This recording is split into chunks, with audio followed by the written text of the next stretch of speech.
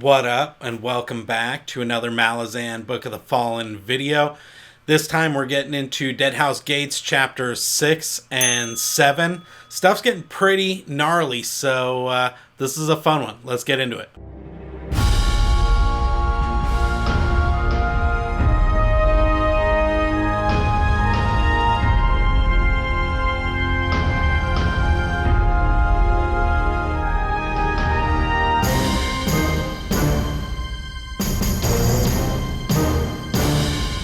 Chapter 7 picks up as Diker is leaving Hisar, trying to catch up to Coltane as he makes his way back towards Aaron. And apparently whatever Camus Relo had planned with his pincher move, with the troops coming in from the side and him coming up from the rear to crush, Coltane was ready for that, and they could see a 10-1 defeat that the Malazans beat the 7 cities, and they were obviously overconfident or thinking that he was on the run or whatever, but he lashed out and just straight up dominated.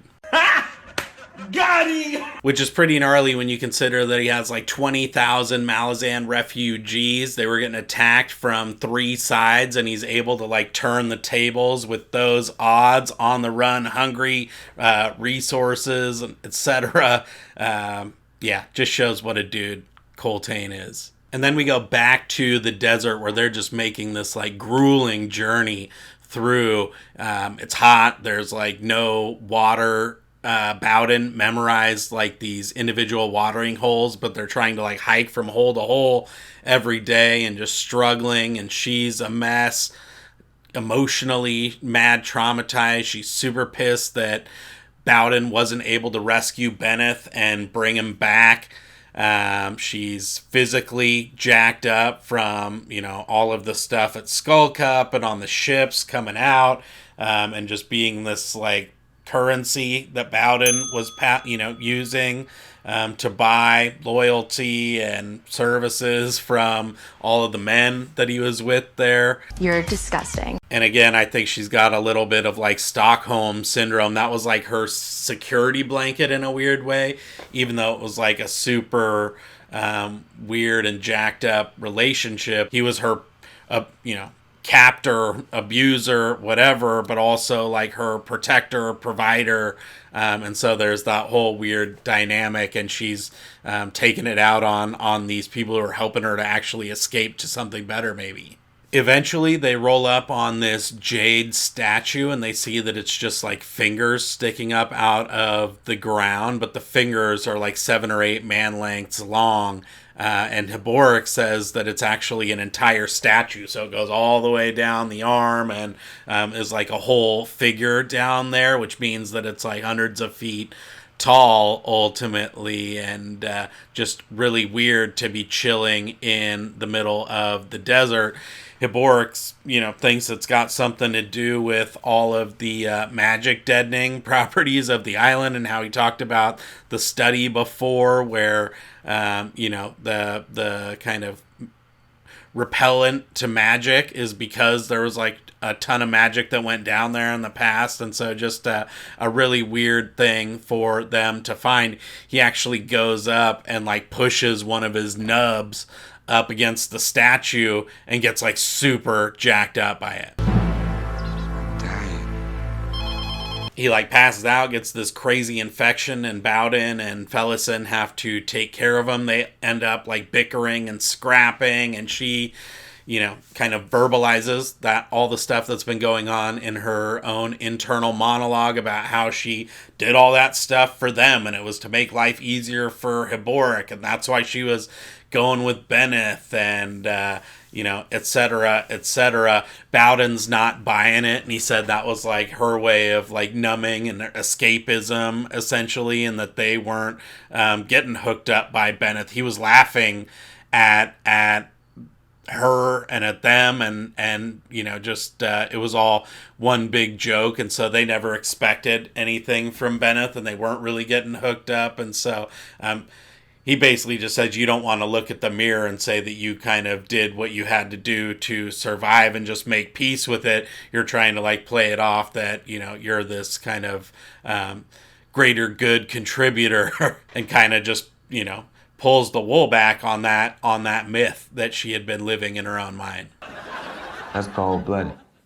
And she's just like at a really kind of all-time low in terms of her mentality. Yeah, and she thinks this, like, that they're being punished and that this is all kind of full circle on Hood's promise when he showed up in the flesh as that priest who wasn't a priest but was just the cloud of flies, and that this is their ultimate time to go. Bowden even pulls out his knife, and she thinks he's getting ready to like carve up Heboric, and she's like, yeah, I'll eat Heboric, just make sure you like take his skin off because I'm not eating those tattoos. And he was like, that's not what I was doing. You need Jesus! She's pretty far gone at this point. And then ultimately they have really like no choice. It looks like Heboric is dying, and so Bowden decides to try and call Fenner down to help save Heboric. So there's like a secret key that is tattooed on his chest, and it's like a special mark for Fenner. But Fellison tells Bowden that she actually got all the dirt and the inside information on the cult because it was all part of her like lie to prevent Benneth from knowing she was a noble and Tavor's sister, etc., and that the key for Heboric accessing his warren was tattooed on his hands, and that's actually why when he got excommunicated, they cut his hands off so that he couldn't put his hand to his chest and like access Fenner's warren ultimately. But Bowden doesn't see any choice, and so what he does is he just takes the nub and like puts it over the marking, and basically all hell breaks loose. There's like crazy, noise, like ultra high frequency. It's making their like eyes and ears bleed. They have just like crazy, excruciating pain, and then actually they see like this manifestation of Fenner's actual hoof, and essentially they all like come to the consensus once the dust settles that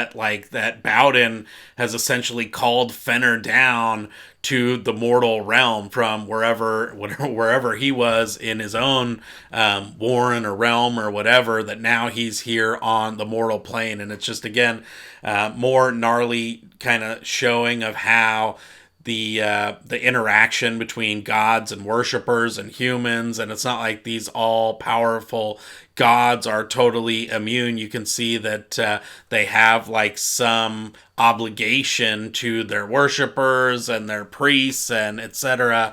And so just a lot of complex kind of dynamics going on, even aside from just the plot stuff that you're trying to keep straight. But Heboric ends up eventually getting healed by this, and he's like pretty confident now that they're ultimately going to make it to survival. So, it worked, whatever it was. The Fenner came down and did heal him. Why he got called down and who was ultimately behind it, which one of the two nubs got pushed up there, all that stuff matters. So then we get this big long flashback with Mappo that gives us kind of some insight into the Icarium backstory, and it seems like he was from this Trell village and had kind of abandoned society and gone off to live as like a priest or kind of spiritual dude away from all the like petty trading stuff, and ultimately he was part of a society that got like completely wiped out and obliterated. It's implied by Icarium, and then he's approached by these nameless ones who basically strip him of all of his like emotional attachment and thirst for revenge and all of that stuff, and basically task him with following Icarium around and making sure that these like kind of gnarly atrocities don't ever happen again. That's tragic. We don't know why he did it. We don't know what the deal is, how it happened, or anything like that. It's still very murky at this point, but starting to get some backstory that he's like out there, again, trying to prevent basically Icarium from going nuclear and wiping out civilization. And that's the main reason why he doesn't want to go out and meet Shake and find this rebirth or renewal or whatever. He tells Icarium that they're probably being manipulated, and Icarium's like, I know, or I've stopped wondering who's manipulating me and why. He's like, I just assume that we're always manipulated. And it's like a dagger to Mappo, because he actually does just live a life of constantly manipulating Ikariam, but says, look, I'm going out to do this. Are you with me or not? Who's coming with me?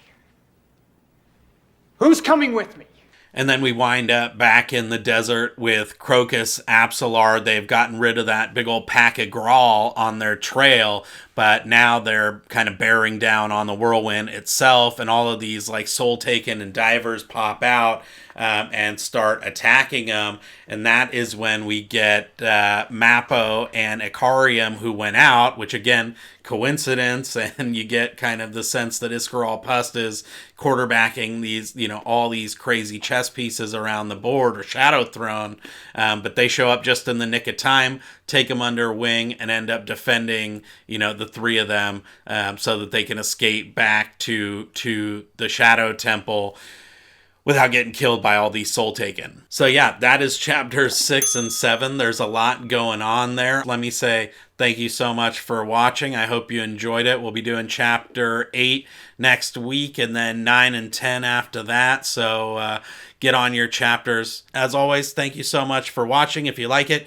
give it a thumbs up. Come over to the Discord. It's a lot of fun. I have the Facebook and the Reddit too, but the Discord seems to be the one that's really alive. So yeah, we'll leave it there. Thank you so much. And until next time, happy reading.